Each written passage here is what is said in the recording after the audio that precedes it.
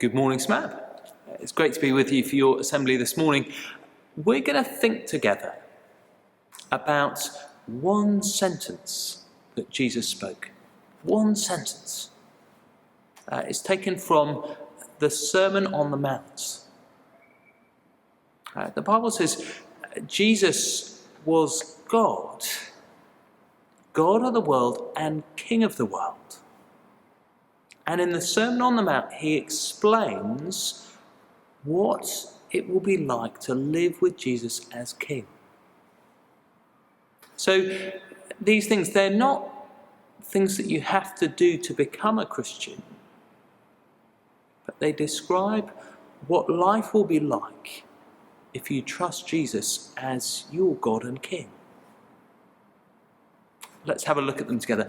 One sentence from the Sermon on the Mount. It's one of the Beatitudes. And we think about one each half term, don't we?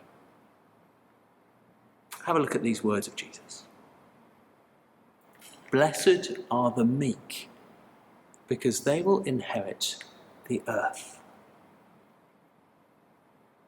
I think that is hard to understand. Blessed are the meek, because they will inherit the earth.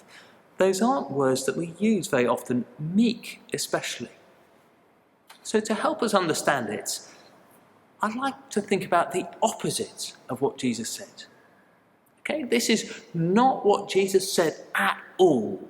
Have a look at this.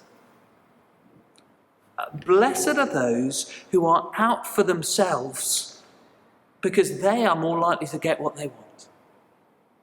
Blessed are those who are out for themselves, because they're more likely to get what they want. That is not what Jesus said. That is the opposite of what Jesus said. The opposite of meekness is being out for yourself. A couple of days ago, I watched a film, perhaps you've seen it. It's called The Emperor's New Groove. In it, one of the main characters is the emperor, and he is out for himself. The poster gives you a big clue. It says in little letters, it is all about, and then in big letters, me. It is all about me. That is the way the emperor lives. It's as if everything in the world revolves around him. Other people have to fit in with what he wants. So near the beginning of the film, he meets someone and they live on a hill, and he decides he wants to flatten their house so he can build a swimming pool. It's not much fun living in a kingdom where the king is all about me and uses his power to squash people.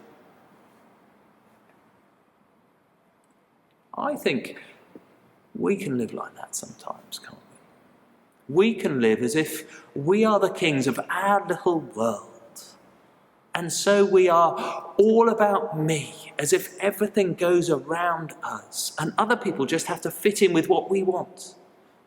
We are out for ourselves. And so we get our elbows out and we push other people out the way to get what we want.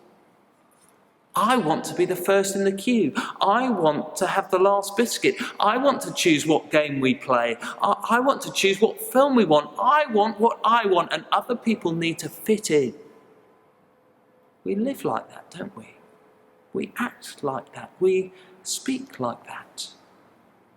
So sometimes we shout the loudest because we think that will help us to get what we want. Or we cry because we think that will help us to get what we want. Or we get our elbows out or our fists out to get what we want. We use our power, our talents, our gifts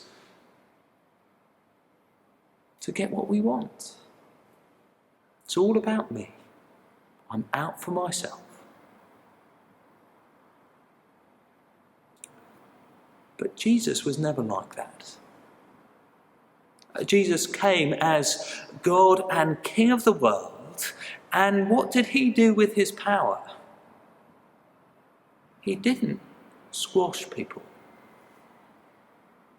He used his power to serve. We see that all the way through his life in the way that he treated other people. We see it most of all when he died. Here's a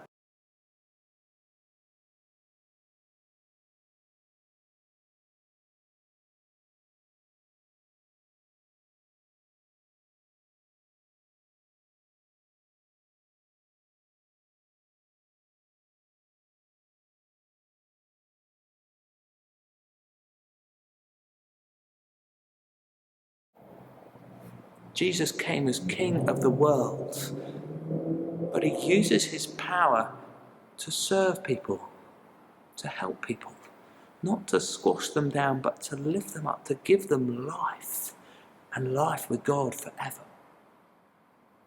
He's very different to the emperor in that film, isn't he? About 500 years ago, in the 1530s, there was a man called Nicholas Copernicus. Copernicus was a mathematician and an astronomer. He studied the movement of the stars and the planets. And at that time, all the educated people in Europe thought that the earth was at the centre, and the sun and the planets and the stars all went around the earth. And Nicholas Copernicus was one of the first people to say, no, that the sun is at the centre of the solar system, and the planets, including our planet, the earth, go around the sun.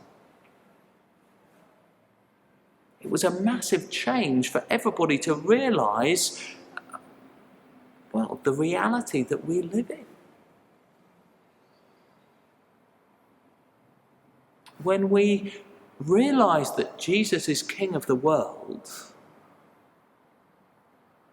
we're realising the reality that we live in, and it changes everything. Instead of everything going around us, we realise everything is supposed to go around him. See, if Jesus is King of the world, then I'm not the king. And you're not the king of the world either. So what will it be like to live with Jesus as the King of the world? Well, it will mean being meek. It will mean serving other people. How do we serve other people in ways that will please King Jesus? Well, we serve other people the way he did. By putting them first, by helping them to enjoy life and ultimately life with God forever through Jesus.